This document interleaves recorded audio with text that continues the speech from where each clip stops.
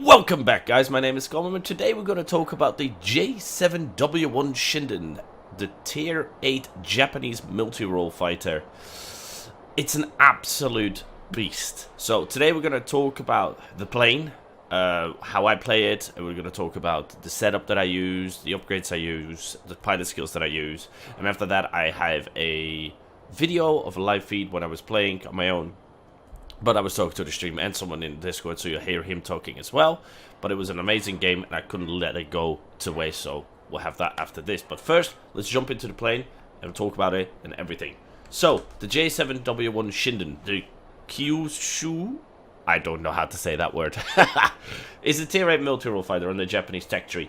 This one comes after the A7M, so you go from a fighter to a multi-role, so it's a bit of a difference, and you kind of need to discard the gameplay you had on the A7M. The A7M does not play the same as the J7W1 does. Also, by the way, my apologies for sounding a bit odd. I am ill at the moment, so we got to get through this. So the J7W1, like I said, multi-role fighter. This thing is very weird. As you look at it, it kind of looks like a backwards plane. It's like someone got drunk and turned the wings around and, you know, placed it at the wrong way on at the front, and then they went, oh shit, we don't have a cockpit, we'll set it on the back, and you know what, we'll turn around the plane. So it's a very odd one. So your engine is in the back, your wings are in the back. Very, very strange plane, but then you get these lovely guns in the front. So let's go through what this actually has. So if we look at engine-wise, the prop on the back, you got 3,100 horsepower, very meaty engine. And if you look at the airspeed, you can tell, for the cruise speed, we have about 452 kilometers an hour. When you boost fully, you'll have 750 kilometers an hour. And you got 12 seconds of boost duration. That's because you're a multi-role. Multi-roles always have more boost.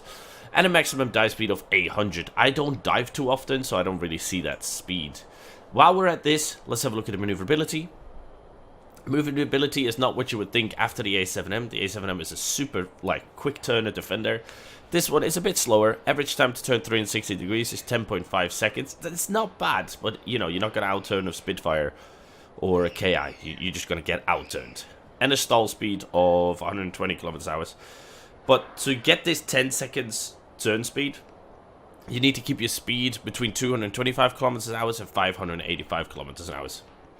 That just means the speed needs to stay in the wide numbers, and between there you can differ, you know, you're slower or faster, depends on who you're fighting, what you want to do. Well, then we come to the fun part, at least the thing that I find fun. You start off with 420s, then you're going to 430s, and the maximum is 430 millimeters, which have a damage per second, this is per gun by the way, 220 damage per gun, a rate of fire of 170 rounds per minute, and an effective fire range of 580 meters. So the range is very short, and the rate of fire is not too fast, but the damage output is ridiculous. Because if you look at the gun armament, if you would fire all the guns at the same time, you will hit them all, you will have a damage per second of 880, which is ridiculous. You will absolutely shred planes to bits. This thing is so powerful that, you know, you probably won't get outturned that much because they won't survive at all, because you will kill them that quick, or you're gonna get a crit because of 30 millimeters. So the maneuverability does play a part with this, and it's not as great, but because you can do so much damage, most of the times you will crit an engine, a wing, or the pilot, or anything, the tail, anything to make it easier for you to, you know, outturn them. So it's all about these guns. It does get the option to bring two 250 kilogram bombs, which do 4,400 damage a piece, and damage radius of 75 meters. I do not rock these. I find that when you put these on, the plane becomes super heavy, and she will not turn, and you'll lose everything. So even if you drop them, your weight stays the same. So it doesn't matter if you drop them or not. So I chose to not take the bombs and just go for the just the guns and do damage there where I can. It will do a lot of damage. The only problem with this is the altitude performance is very poor. The maximum optimum altitude is 1400 and the service ceiling is of 3400. You can get above 1400, but it's not as good. So, you know, try and keep low, fight other people and just obliterate them with those guns is absolutely amazing. My apologies. If we're going to look at the equipment that I rock with this plane, I've gone for an improved gyroscopic sight, which gives me plus 8% accuracy forward firing weapons, minus 6% pilot resistance to injuries, and a bonus of plus 10% causing a fire. Like I said, you want to hit whatever you can. They kind of fire like a shotgun, so they're kind of a wide spread. So getting extra accuracy on these will do wonders, and you want to hit everything you can, because pretty much if you hit one properly with 4 shells, you're probably going to kill them anyways. Then I've gone for the improved lightweight wing frame, which gives me 6.5% roll maneuverability, 1.6 maneuverability in turns, minus 2.2% aircraft hit points, minus 4.5 wing resistance to damage. So we are going to take a lot more damage than normal. But it also gives us a bonus of plus 3% wing resistance to damage. So, you know, we only have minus 1.5 wing resistance. So it's not too bad. Not too bad at all for a plane like this.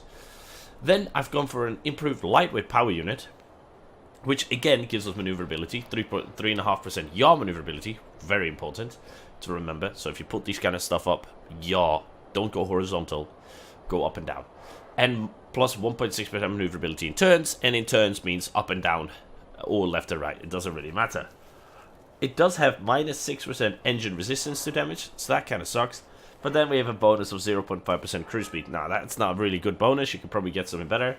But that was all I got on this one, and I was like, yeah, works for me for now. So I opt to go for more maneuverability on this thing, because I felt like that I got outturned too many times to be actually helpful at all, and I just died constant. So you could probably go for more power if you want that on this plane, but I decided, you know what, I'm just going to go for more maneuverability. Maybe I can stay alive a bit longer, or maybe when I crit a Spitfire, I'll be able to outturn him.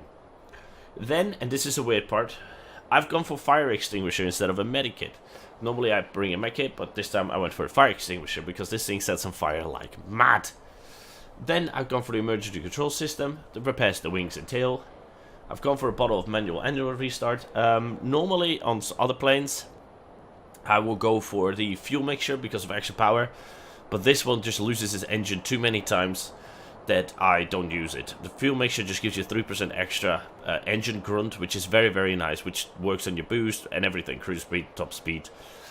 But normally I would rock that, but for this one, you know, it's a bit of a different plane. And I've got, of course, for universal ammo, more crit damage, more damage, but less velocity.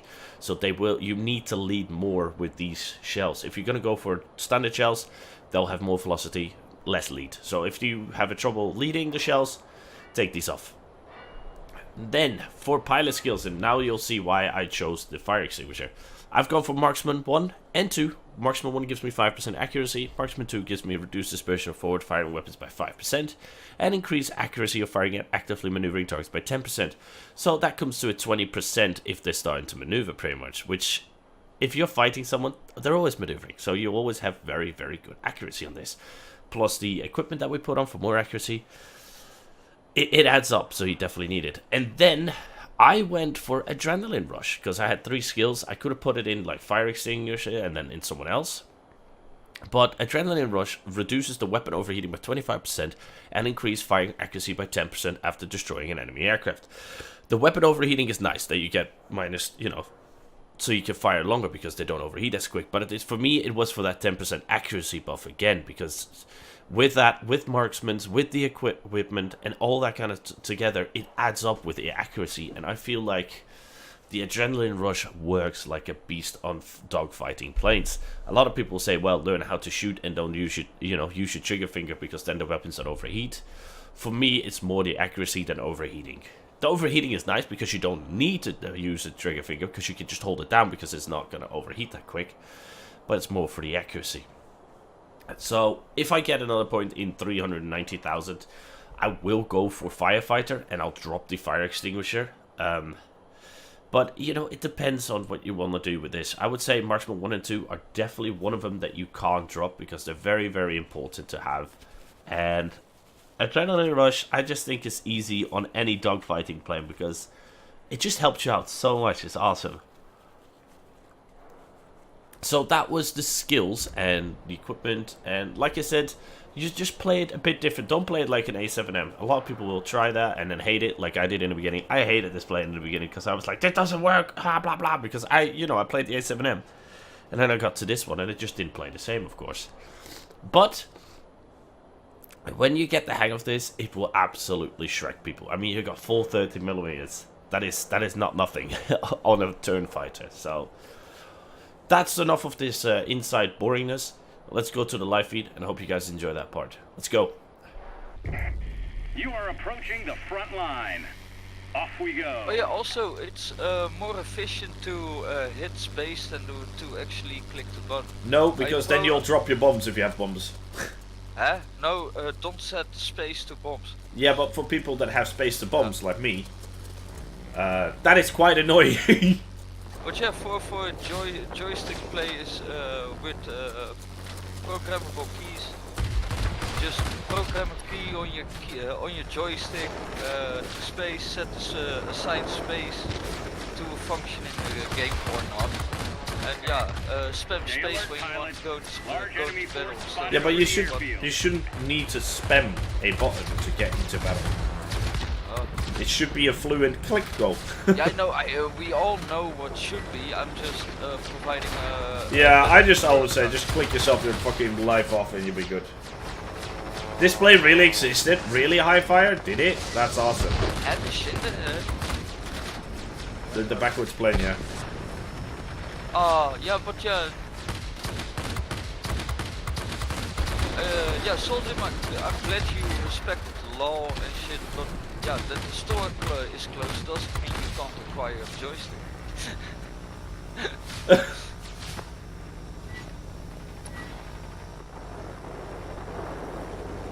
When you're flying in circles with other players, it's always great when your team doesn't help out. So we just carry harder and do it ourselves. Yeah. T28, I think you're playing the wrong game, buddy. Just saying. Just saying, you're playing the wrong game, boy. Oh god, the J7W1 is a beast for shooting a GAA. Yeah, yeah. Yeah, the J7W3 is even better.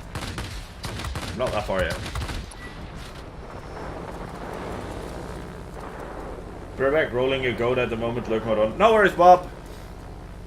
Went out to buy a jersey yesterday, but the store was closed 7 minutes before I got there. Oh, man. J7 has an entire team worth of firepower, so you don't need a team. Yeah, that's true. I just love the amount of damage output you got on these 30s. It's ridiculous. It makes no sense. If you would specialize this and put all maneuverability on it, you could be a real pain in someone's ass. Yeah, I would suggest the same upgrades as for the Yak 30. Or yeah, close as possible. On my Yak 30. Yeah, I'm thinking about that. I'm thinking that I might do the same as your Yak 30. Yeah. No, these engine upgrades on the plane, they are ridiculously strong. They should totally nerf it, but until that time, I'm abusing it. Sweet time enjoying it. Oh, I am abusing it. Just like the what I see a lot of people don't do is I'm abusing that fucking fuel mixture till they nerf it. Oh, is the fuel mixture also something? Yeah. Cool. Yeah, no, I'm actually forced to instead of fuel mixture. Yeah, I use the fuel mixture because I use fuel mixture instead of a repair because I'm sorry, the fuel mixture is such an overpowered thing. It's ridiculous. Oh yeah, for me it's just used as the fourth consumable as joystick. Yeah, I know. Yeah, that's why I do as well. But I would still use it, even a fuel mixture and probably something else, because the fuel mixture just gives you flat out 3% extra boost. Yep. And the 3% is slightly overpowered. And I'm abusing it like hell. Don't give a shit. They won't fix it till about 9 years, so we're good for a while. Yeah, oh yeah, I know that like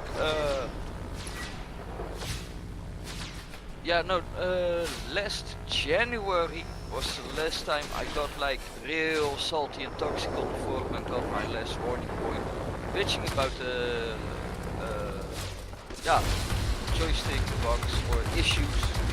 Let's go with issues.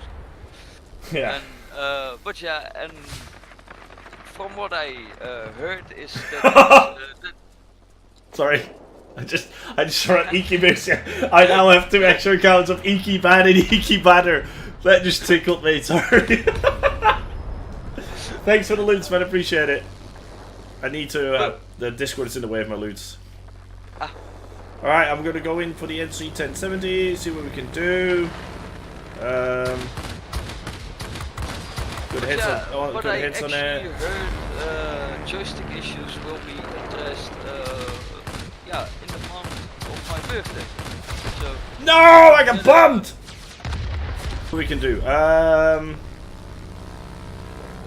Right, so we are still luckily in front. I need to step up my game a bit more and see what I can do. Alright, so let's have a look quickly. So we got 1 player in here and just a lot of ADA, so we should be alright to quickly take out some ADA. The guns are good enough for this. So, 12 o'clock low. Keep it up. Victory is almost ours. but yeah, and also give me a minute, buddy. Give me a buddy. so- Give me a buddy. Just.